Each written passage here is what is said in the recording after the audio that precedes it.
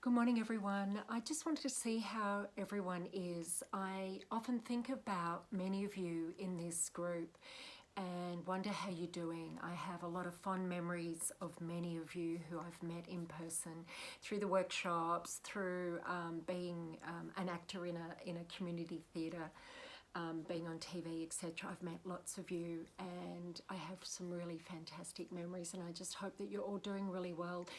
I know that it takes something during these times, and I know we're all sick of hearing these times, but these are still unprecedented times, and another saying we're not really probably too fond of either. However, because there's more uncertainty, and since we had the earthquake as well, it's triggered more uncertainty in a lot of people. And certainly I know that when the earthquake happened, I thought it was real, and I was packing up my laptop, grabbing my purse, my phone, my cat, and walked outside ready to move to a safe place. So this uncertainty that's sort of pending in the air, not knowing what's happening, not knowing if we're getting out of lockdown in 3 weeks, and it's kind of like, great, 3 weeks. Oh, 3 weeks, another 3 weeks. So I just wanted to talk about self-regulating our emotions and our thoughts, and it's something that's really, really important to me. And I value this practice because it's what got me out of post-traumatic stress, anxiety, depression, etc. And it's something that I now have as a really beautiful habitual way of life. And it's so nice. I met a couple yesterday who I haven't seen for 18 years. I thought to write to them in lockdown, and they were knocking on my door yesterday with gifts in arms, and it was really beautiful. And I got a message from Jill Marie this morning, one of the ladies, the lady and her husband who came, and she said, "Oh, you look the same as 18 years ago." And then she said, "Hang on a minute, except that you look more upright, calm, clear, confident, relaxed." And I thought, wow, yeah, because that's how I feel compared to how I used to feel. So it gave me a feeling of wanting to get on here and just speak about self-regulation, because I remember a time when I was waking up and feeling like maybe I had a bad dream, or maybe then I had to think about my problems, and it was a matter of not feeling great, feeling like edgy or anxious, or too many racing thoughts, or feeling like life's not where I want it to be. Oh, just that kind of stuck or going up the river the wrong way kind of feeling, and trying to surrender and just go with the flow of the river was really difficult in those times. And knew how to self-regulate, because it was a practice I discovered in my teens, but I still wasn't great at it some 20 years ago. And it really takes something to decide not to be that emotion or that thought or that belief, and it doesn't happen straight away. So that's part of the frustration. But I want to point out right now today about self-regulation, which I don't think I've made really clear in the past, and it's something that I'm profoundly connected to, and it really helps with my practice. So let's see, it might help with yours.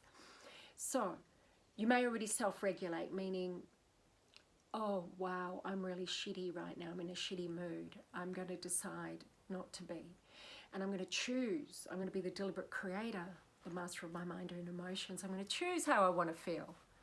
It's up to me. I don't have to let myself be triggered all day long about not feeling great. I can decide to feel good, whether that's emotionally, physically, or mentally, doesn't matter. Or whether it's something is happening in our life, we can still be good about it. So part of that self-regulation is acknowledging that when you can't shift it, that crappy, shitty feeling, when you can't shift it, or if you feel all those what's called lower scale emotions, fear, anger, depression, anxiety, guilt, jealousy, just sadness, just not feeling right, not feeling yourself, or if you've got you know, a physical condition that you're dealing with or an external condition that you're dealing with, we can look at that and acknowledge that as part of the journey. And I like to say it's not in my way, it's on my way. It's on my way. It's not in my way, it's on my way. It's part of the journey. So I like to look at it like, I like to use triangles to put things into triangles. It's just a really lovely way to do that. And I see that all of those lower scale emotions that I just mentioned are at the bottom of the triangle. They're the foundation.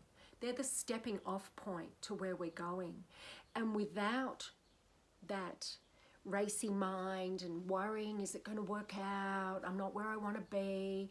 I feel stuck. I don't feel right. This feels uncomfortable. My body's in pain. Life's hard. Like whatever the challenge is, we get to acknowledge that. And I do, a challenge comes up, something's difficult, or if I feel out of balance, I get excited because I'm like, oh my goodness, that means something good is happening. And then I just want to base this on a podcast that I listened to yesterday. Oh gosh, what's his name? Okay, I will get you the name later. I'll pop it in the bottom. It was on Impact Theory, my favorite, all-time favorite podcast. And he was talking about our dopamine. And he was saying that when we're in the striving and constantly going for the reward, the outcome, looking for that outcome, and therefore we don't want to go through the struggle or the discomfort. And I talk about getting comfortable with the discomfort. It's important. But he talks about how it's really important that when these feelings come up, when we feel like, it doesn't feel so pleasurable, feelings is how we put it, that we actually can benefit by sitting in this place, sitting in the discomfort, not exacerbating it, not entertaining it, as I like to say, but just being with it, being okay with it. And that whole being okay that it's not okay, that I learnt when I was overcoming post-traumatic stress, being okay that it's not okay. What happens is you'll have a down day. So it's a down-regulated day, literally down-regulated hormones. And this, my friend, is what he said. He said if you do that, instead of the whole, I don't want to feel like this, and then trying to push and make something happen, that whole striving, that whole hustle, that word hustle, which I never will entertain. I'm not a hustler, don't believe in it. Because of this, because if you get into the hustle mode and you're constantly pushing to make things happen, well, we know we reach burnout. But the other thing is you're actually down-regulating, and this will be part of why you burn out. You're down-regulating dopamine, that feel-good hormone. We're down-regulating it by continually striving rather than just... So when you have a shitty, crappy day, you might want to declare that day a day off, a day to rest and repair. R&R, rest and repair. We need those days. So if you do bodybuilding or fitness, you know that a rest and repair day is absolutely fundamental at the foundation. Hence why I put it the foundation. It's foundational.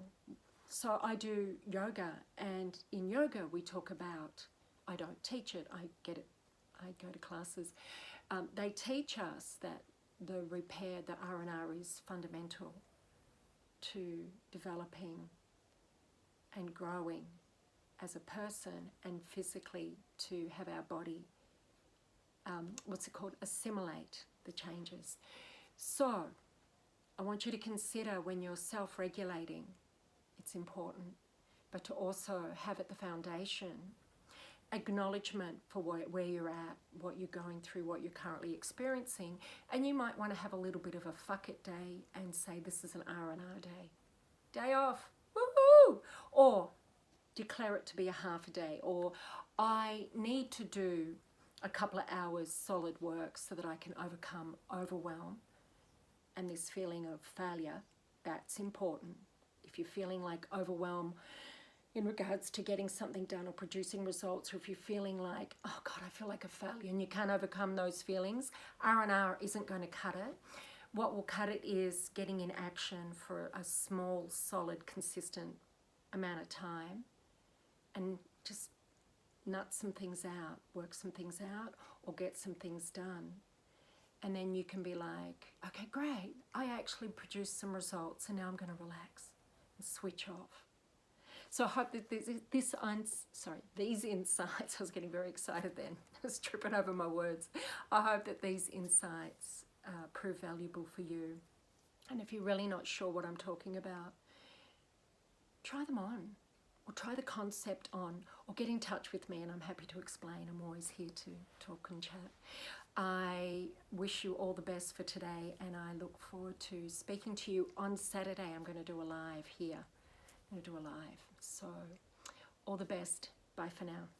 Bye.